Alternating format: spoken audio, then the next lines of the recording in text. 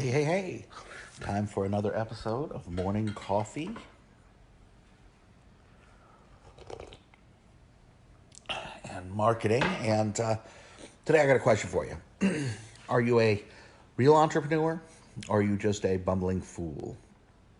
Are you really planning on going out and making a lot of money, building a business, or are you just stumbling through life from gig to gig, hoping that you have enough money to keep the lights on next year, next month, next week? There's a difference. I mean, there's a well-defined difference. I don't mean that there's a difference. Obviously, there's a difference between those two people, but there's a very well-defined difference. There's a very easy way to tell the difference between the two. And that is, you simply find out what your marketing plan is for next year, what your marketing plan is for next quarter, and the quarter after that, and the quarter after that, what your marketing plan is for next month, what your marketing plan is for next week.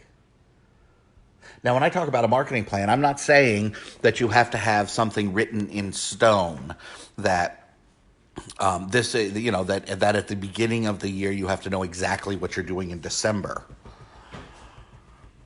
But you do have to have some idea of how many different as we move into the new year. You should have an idea of how many different media you are getting business from right now. The success of each media, short term, long term, cost of lead, cost of sale, gross profit or gross loss per sale on the front end, gross profit of each customer per media and overall over 30, 60, 90 days. You should have an idea you should know what media you have tested, how you've tested it, what the changes have been in those different media, so that you can see if maybe you want to go back and retry. So, I tried the newspaper, that doesn't work, I lost money on it. Well, you lost money on the front end, but maybe you made money after 30 or 60 days. Maybe you made a lot of money. Or maybe you lost money completely on it because you're primarily a one transaction business. And that's okay. I mean, there's a lot of businesses that are one transaction businesses. But even for those businesses, oftentimes print media has gone down substantially in cost.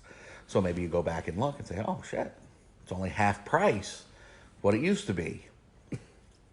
So maybe it works now as opposed to back then. I don't know, right? I don't know what the situation is in your business. What I do know is that if you don't have a plan, if you don't know what different media or marketing channels that you're going to test, how many you're going to test per quarter, if you don't have a revenue goal for next year, if you don't have a plan set out on a weekly, monthly, and quarterly basis to hit your revenue goal, if you don't have metric goals that you can compare against, you aren't even really a business owner. You're just doing gigs. Now, I've known people doing gigs with 20 employees, right? So I mean, I understand that you can make a lot of money doing gigs, but if you don't have a plan, if you don't know your metrics, and if you can't tell me how many different, and I don't expect you necessarily to know it off the top of your head, but if you can't tell me in short order how much money you made last week, how many leads you generated last week, what was the cost per lead, what was the cost per sale, what was your closing percentage, so for trailing indicators, and then for future indicators, if you can't tell me what, pardon me, if you can't tell me what media you're testing next week, what media you're testing next month, what media you're testing next quarter, how many you're testing how many you're testing over the next quarter, what your targeted goals are, how you know whether you should drop the media, work to try and make it work a little bit better, massage it to make it work a little bit better, or whether you should just go roll it out as soon as you test it.